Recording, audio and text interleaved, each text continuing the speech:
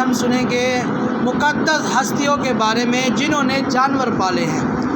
سب سے پہلے ذکر فرمایا حضرت یعقوب علیہ السلام اور ان کی اولاد بکریاں چراتے تھے اور بکریاں پال کر ان کو بیچا کرتے تھے، یہ انبیاء کی سنت ہے۔ حضرت یوسف علیہ السلام 17 سال کے تھے تو اپنے بھائیوں کے ساتھ بھیڑ بکریاں چراتے تھے۔ حضرت ایوب علیہ السلام کے پاس 1000 اونٹ، 1000 بکریاں اور دیگر جانور تھے۔ حضرت شعیب علیہ السلام جانور پالتے اور ان کے دودھ سے روزی حاصل کرتے تھے۔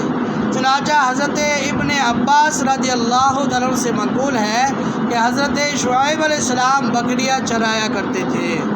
حضرت ابراہیم علیہ السلام بیت اللہ پہاڑ کا درمیان میں جو ہے یہ ایک جگہ ہے پہاڑ کے، اس کا نام ہے بیت اللہ، پہاڑ کے درمیان اپنی بکریاں چرایا کرتے تھے۔ پیارے آقا علیہ الصلوۃ والسلام دودھ والی بکریاں آپ کے پاس 10 بکریاں تھیں۔ دودھ والی کتنی بکریاں تھیں کہ آپ کے پاس 10 بکریاں تھیں اور آپ وہ چراتے تھے۔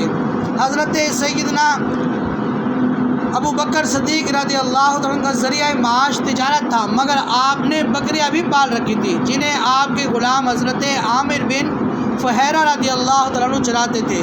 چنانچہ ہجرت کے دوران جب نبی پاک صلی اللہ علیہ وسلم اور صدیق اکبر رضی اللہ عنہ غار ثور میں 3 راتیں گزاری تو حضرت عامر بن فہیرہ پہاڑ کے آس پاس دن بھر بکریاں چراتے تھے اور رات کو غار میں دودھ لے کر جاتے تھے۔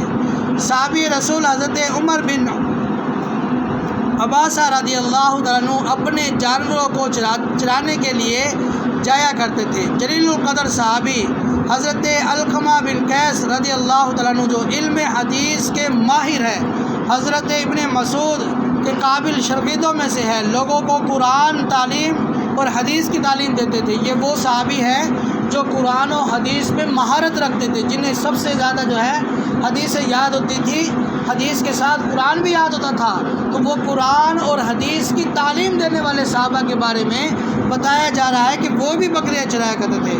اتنا مقام اور مرتبہ ہونے کے باوجود آپ نے اپنے گھر میں بکریاں رکھی ہوئی تھی اور جب گھر میں ہوتے تو بکریوں کے چارہ وغیرہ کا بندوبست خود ہی کرتے، اور جب بکریاں ایک دوسرے کو سینگ مارتی تو لاٹھی وغیرہ کے ذریعے انہیں ایک دوسرے سے جدا کر دیتے۔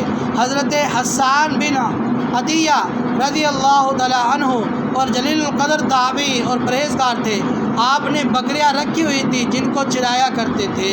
ان کے علاوہ بھی ایسے بہت سے بزرگان دین ہیں جنہیں دین کی خدمت کے ساتھ ساتھ حصول رزق کے لیے جانور بھی پالا کرتے تھے۔ تو یہ سب اس سے ہمیں پتہ لگتا ہے کہ کتنے انبیاء نے جو ہے وہ جانور چرائے ہیں اور کتنی محبت کے ساتھ وہ جانوروں کو پالتے تھے، اور ساتھ میں صحابی رسول یعنی حضور کے صحابہ بھی، حضور بھی آقا علیہ الصلوۃ والسلام کی بکریاں آپ کے پاس 10 تھی جو دودھ دیا کرتی تھی اور آپ اس سے جو ہے وہ فائدہ حاصل کرتے تھے۔ اسی طرح صحابی رسول صدیق اکبر جو آپ کے دوست ہیں، آپ کے پیارے ہیں، آپ کو غار ثور کا ساتھی کہا جاتا ہے کہ غار کے اندر آپ نے 3 راتیں گزاری، ان کے پاس بھی بکریاں تھیں۔ اور اس کے بعد بھی ایسے شخص جو قرآن و حدیث کے ماہر تھے، جو علم زیادہ رکھتے تھے، جو تعلیم دیا کرتے تھے، انہوں نے بھی بکریاں رکھی ہوئی تھی۔ تو اس سے معلوم ہوتا ہے کہ بکریوں کو یا جانور بھیڑ بکریاں گائے بھینسیں پالنا یہ انبیاء کی سنت ہے، اور انبیاء کی سنت ادا کرنا ثواب کا باعث ہے۔ اگر اس نیت سے جانور پالے جائیں کہ یہ اللہ کے نبیوں نے بھی پالی ہے، اللہ کے پیاروں نے بھی پالی ہے، اللہ کے جو ہے وہ ولیوں نے بھی پالی ہے، تو اس نیت سے ثواب دگنا ہو جاتا ہے، اور جانور کے ساتھ ویسے ہی محبت ہو جاتی ہے جب بندہ اپنے جانوروں کو کھانا کھلاتا ہے، پانی پلاتا ہے اور اس سے فائدہ حاصل کرتا ہے، تو یقیناً دل کے اندر جانوروں کی محبت پیدا ہو جاتی ہے۔ تو نبی کریم صلی اللہ علیہ وسلم کی ایک تو سنت مبارکہ ہے، اور انبیاء کی بھی سنت ہے، صحابہ کی بھی سنت ہے، اور بزرگان دین کی بھی سنت ہے۔ اللہ تعالیٰ اس سنت کو ہمیں بھی ادا کرنے کی توفیق عطا فرمائے۔ صلو علی الحبیب صلی اللہ علی محمد صلی اللہ علیہ وسلم۔